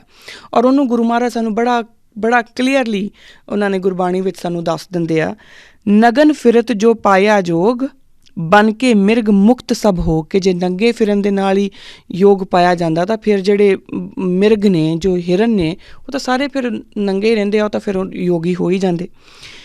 ਕਿਆ ਨਾਂਗੇ ਕਿਆ ਬਾਧੇ ਚਮ, ਚਾਹੇ ਤੁਸੀਂ ਨੰਗੇ ਹੋ, ਚਾਹੇ ਤੁਸੀਂ ਕੋਈ ਚਮ ਮਤਲਬ ਸਕਿਨ ਬੰਨ ਲੈਂਦੇ ਆ। ਜਬ ਨਹੀਂ ਚੀਨਸ ਆਤਮ ਰਾਮ, ਕਿ ਜਦ ਤੱਕ ਤੁਸੀਂ ਉਸ ਪਰਮਾਤਮਾ ਨੂੰ ਨਹੀਂ ਚਿੰਤਨ ਕਰਦੇ, ਉਹਨੂੰ ਆਪਣੀ ਜ਼ਿੰਦਗੀ ਦੇ ਵਿੱਚ ਮੈਨੀਫੈਸਟ ਨਹੀਂ ਕਰਦੇ, ਜਦ ਤੱਕ ਤੁਸੀਂ ਕਰਤਾ ਬਣਨਾ ਨਹੀਂ ਛੱਡਦੇ, ਤਦ ਤੱਕ ਇਹ ਸਭ ਕੁਛ ਕੀਤਾ ਜਿਹੜਾ ਇਹ ਕਰਮ ਕਾਂਡ ਹੈ। ਮੂਡ ਮੁੰਡਾਏ ਜੋ ਸਿੱਧ ਪਾਈ, ਮੁਕਤੀ ਭੇਡ ਨਾ ਗਈਆਂ ਕਾਈ, ਬਿੰਦ ਰਾਖ ਜੋ ਤਰੀਏ ਪਾਈ, ਖੁਸਰੇ ਕਿਉਂ ਨਾ ਪਰਮਗਤ ਪਾਈ। ਹੁਣ ਇਹਦੇ ਵਿੱਚ ਮੈਂ ਇੱਕ ਗੱਲ ਐਡ ਕਰਦੀ ਜਾਵਾਂ ਜਾਂਦੀ ਕਿ ਇੱਥੇ ਗੱਲ ਆਈ ਹੈ ਕਿ ਜੇ ਸਿਰਫ ਇੱਕ ਬਿੰਦ ਰੱਖ ਕੇ, ਕਿ ਜੇ ਤੁਸੀਂ ਕਿਸੇ ਜਤੀ ਦਾ ਮਤਲਬ ਸਿਰਫ ਚੈਸਟਿਟੀ ਹੀ ਹੈ, ਤਾਂ ਫਿਰ ਜਿਹੜੇ ਖੁਸਰੇ ਨੇ ਉਹਨਾਂ ਨੇ ਪਰਮਗਤ ਕਿਉਂ ਨਾ ਪਾਲੀ। ਇਸ ਲਾਈਨ ਦੇ ਉੱਤੇ ਪਿੱਛੇ ਜੇ ਬੜਾ ਬਵਾਲ ਹੋਇਆ ਸੀ, ਲੋਕਾਂ ਨੇ ਕਹਿਣਾ ਸ਼ੁਰੂ ਕੀਤਾ ਸੀਗਾ ਕਿ ਜੀ ਦੇਖੋ ਜੀ, ਗੁਰਬਾਣੀ ਵਿੱਚ ਤਾਂ ਖੁਸਰਿਆਂ ਨੂੰ ਕੁਛ ਨਹੀਂ ਬੋਲਿਆ ਗਿਆ, ਸਿਰਫ ਇਗਜ਼ਾਮਪਲ ਲਈ ਗਈ ਆ ਕਿ ਅਗਰ ਸਿਰਫ ਤੁਸੀਂ ਇਹੀ ਸੋਚਦੇ ਆ ਕਿ ਮੈਂ ਇੱਕ ਚੈਸਟਿਟੀ ਵਾਲਾ ਲਾਈਫ ਜੀ ਕੇ, ਮੋਡੈਸਟੀ ਵਾਲੀ ਲਾਈਫ ਜੀ ਕੇ ਹੀ ਪਰਮਗਤ ਪਾਲੂੰਗਾ, ਤਾਂ ਫਿਰ ਖੁਸਰੇ ਜੋ ਕਿ ਬਣੇ ਹੀ ਇਸ ਤਰੀਕੇ ਨਾਲ ਹੈ, ਉਹ ਤਾਂ ਪਰਮਗਤ ਪਾ ਹੀ ਜਾਂਦੇ। ਕਿਉਂਕਿ ਗੁਰੂ ਉਸ ਪਰਮਾਤਮਾ ਦੇ ਘਰ ਦੇ ਵਿੱਚ ਨਾ ਤੁਸੀਂ ਆਦਮੀ ਹੋ, ਨਾ ਤੁਸੀਂ ਔਰਤ ਹੋ, ਨਾ ਤੁਸੀਂ ਖੁਸਰੇ ਹੋ। ਉਸ ਜਗ੍ਹਾ ਦੇ ਉੱਤੇ ਸਿਰਫ ਤੁਸੀਂ ਇੱਕ ਆਤਮਾ ਹੋ, ਔਰ ਹਰ ਇੱਕ ਆਤਮਾ ਬਰਾਬਰ ਪਰਖੀ ਜਾਊਗੀ। ਔਰ ਕਿਸ ਕਸਵੱਟੀ ਦੇ ਉੱਤੇ ਪਰਖੀ ਜਾਊਗੀ ਕਿ ਉਸ ਪਰਮਾਤਮਾ ਦੇ ਨਾਲ ਇਹ ਆਤਮਾ ਇੱਕਮਿਕ ਕਿੰਨੀ ਕੁ ਹੋਈ ਹੈ। ਔਰ ਗੁਰਬਾਣੀ ਸਾਰੀ ਹੀ ਇਸ ਦਿਸ਼ਾ ਵੱਲ ਇਸ਼ਾਰਾ ਕਰਦੀ ਹੈ। ਸੋ ਆਪਾਂ ਜਿਹੜੀ ਆਪਣੀ ਮੱਤ ਦੇ ਅਕੋਰਡਿੰਗ ਜਿਹੜੀਆਂ ਡੀਕੋਡਿੰਗ ਕਰਨੀ, ਉਹ ਥੋੜ੍ਹੀ ਜਿਹੀ ਆਪਾਂ ਉਹਨੂੰ ਬੰਦ ਕਰ ਲਈਏ ਔਰ ਸੋਚੀਏ ਕਿ ਗੁਰੂ ਮਹਾਰਾਜ ਸਾਨੂੰ ਅਸਲ 'ਚ ਕਹਿ ਕੀ ਰਹੇ ਆ। ਸੋ ਇੱਥੋਂ ਮੇਰਾ ਜਿਹੜਾ ਅੱਜ ਦਾ ਸਮਾਂ ਉਹ ਇੰਨਾ ਕਿ ਮੈਨੂੰ ਇਜਾਜ਼ਤ ਦੇ ਰਿਹਾ, ਪਰ ਜਿਹੜੀ ਅਖੀਰਲੀ ਗੱਲ ਮੈਂ ਕਰੂੰਗੀ ਉਹ ਇਹੀ ਹੈ, ਜੋ ਕਨਕਲੂਜਨ ਹੈ ਕਿ ਜਿਹੜੀ ਜੱਤ ਸੱਤ ਜਾਂ ਜਿੰਨੀਆਂ ਵੀ ਜੋ ਵੀ ਸੰਤੋਖ ਵੀ ਔਰ ਇਹ ਸਾਰਾ ਕੁਝ ਜੋ ਇਨਟੈਂਜੀਬਲ ਨੇ, ਜਿਨ੍ਹਾਂ ਨੂੰ ਆਪਾਂ ਦੇਖ ਨਹੀਂ ਸਕਦੇ, ਉਹ ਕਰੈਕਟਰ ਸਕੈਚ ਜਿਹੜੇ ਆ ਉਹ ਗੁਰੂ ਮਹਾਰਾਜ ਸਾਨੂੰ ਕਹਿੰਦੇ ਆ ਕਿ ਇਨ ਟੋਟੈਲਿਟੀ ਸਾਡੇ ਅੰਦਰ ਆਉਣੇ ਚਾਹੀਦੇ ਆ। ਔਰ ਉਹ ਆਉਣਗੇ ਕਦੋਂ? ਜਦੋਂ ਅਸੀਂ ਆਪਣੀਆਂ ਇੰਦਰੀਆਂ ਦੇ ਉੱਤੇ ਵੱਸ ਪਾ ਲਿਆ, ਜਦੋਂ ਅਸੀਂ ਆਪਣੀਆਂ ਇੰਦਰੀਆਂ ਨੂੰ ਆਪਣੇ ਵੱਸ 'ਚ ਕਰ ਲਿਆ। ਸਾਡੀਆਂ ਇੰਦਰੀਆਂ ਸਾਡੇ ਕਹੇ 'ਤੇ ਚੱਲਣ, ਨਾ ਕਿ ਅਸੀਂ ਆਪਣੀਆਂ ਇੰਦਰੀਆਂ ਦੇ ਕਹੇ 'ਤੇ ਚੱਲੀਏ। ਗੁਰੂ ਮਹਾਰਾਜ ਸਾਫ਼ ਦੱਸਦੇ ਨੇ, ਜਤ ਸਤ ਸੰਜਮ ਸਚ ਸੁਚੀਤ ਨਾਨਕ ਜੋਗੀ ਤ੍ਰਿਭੁਵਨ ਮੀਤ, ਕਿ ਜਤ ਸਤ ਸੰਜਮ ਸੱਚ, ਇਸ ਜਿਨ੍ਹਾਂ ਦੇ ਚਿੱਤ ਦੇ ਵਿੱਚ ਇਹ ਹੈ ਉਹੀ ਜੋਗੀ ਨੇ। ਔਰ ਉਹ ਜਿਹੜੇ ਐਸੇ ਜੋਗੀ ਨੇ ਉਹ ਤ੍ਰਿਭੁਵਨ ਮਤਲਬ ਤਿੰਨਾਂ ਭਵਨਾਂ ਦੇ ਦੋਸਤ ਨੇ, ਮੀਤ ਨੇ। ਉਹੀ ਸਿਰਫ ਪਰਮਗਤ ਨੂੰ ਪਾ ਸਕਦੇ ਆ। ਬਾਕੀ ਆਪਾਂ ਬਾਹਰੋਂ ਜੋ ਮਰਜ਼ੀ ਭੇਸ ਬਣਾਈ ਚੱਲੀਏ, ਜਦ ਤੱਕ ਅਸੀਂ ਅੰਦਰੋਂ ਸਾਡੀ ਤਬਦੀਲੀ ਨਹੀਂ ਆਉਂਦੀ ਤਦ ਤੱਕ ਪੋਸੀਬਿਲਿਟੀ ਨਹੀਂ ਹੈ। ਇੰਨੀਆਂ ਮੇਰੀਆਂ ਅੱਜ ਜਿਹੜੀਆਂ ਬੇਨਤੀਆਂ ਨੇ ਉਹ ਪ੍ਰਵਾਨ ਕਰਨਾ। ਅਗਲੇ ਐਪੀਸੋਡ ਦੇ ਵਿੱਚ ਆਪਾਂ ਫਿਰ ਮਿਲਾਂਗੇ ਔਰ ਮੈਂ ਕੋਸ਼ਿਸ਼ ਕਰੂੰਗੀ ਕਿ ਅਗਲੇ ਐਪੀਸੋਡ ਦੇ ਵਿੱਚ ਜਿਹੜੇ ਤੁਹਾਡੇ ਕੁਐਸਚਨ ਆਨਸਰਸ ਨੇ ਉਹਨਾਂ ਨੂੰ ਮੈਂ ਟੈਕਲ ਕਰਾਂ, ਕਿਉਂਕਿ ਇਸ ਤੋਂ ਅੱਗੇ ਜਿਹੜੇ ਬਾਅਦ ਵਿੱਚ ਫਿਰ ਜਿਹੜੇ ਐਪੀਸੋਡਸ ਆਉਣਗੇ ਉਹਦੇ ਵਿੱਚ ਗੁਰੂ ਨਾਨਕ ਪਾਤਸ਼ਾਹ ਦੀ ਹੀ ਜ਼ਿੰਦਗੀ ਦੇ ਵਿੱਚੋਂ ਸਾਨੂੰ ਕੁਝ ਹੋਰ ਰੂਲਸ ਜਿਹੜੇ ਆ ਉਹ ਦੇਖਣੇ ਆ, ਉਹ ਸਿੱਖਣੇ ਆ, ਅਤੇ ਆਪਾਂ ਉਹਨਾਂ ਦੀ ਡਿਸਕਸ਼ਨ ਅੱਗੇ ਚਲਾਵਾਂਗੇ। ਪਰ ਉਸ ਤੋਂ ਪਹਿਲਾਂ ਮੈਂ ਅਗਲੇ ਐਪੀਸੋਡ ਦੇ ਵਿੱਚ ਕੁਐਸਚਨ ਆਨਸਰ ਸੀਰੀਜ਼ ਦੇ ਉੱਤੇ ਗੱਲ ਕਰਾਂਗੀ। ਇੰਨੀਆਂ ਗੱਲਾਂ ਕਰਦੀ ਹੋਈ ਭੁੱਲਾਂ ਚੁੱਕਾਂ ਦੀ ਸਿੱਖਿਆ ਜੀ, ਮੈਨੂੰ ਦਿਓ ਇਜਾਜ਼ਤ। ਵਾਹਿਗੁਰੂ ਜੀ ਕਾ ਖਾਲਸਾ, ਵਾਹਿਗੁਰੂ ਜੀ ਕੀ ਫਤਿਹ।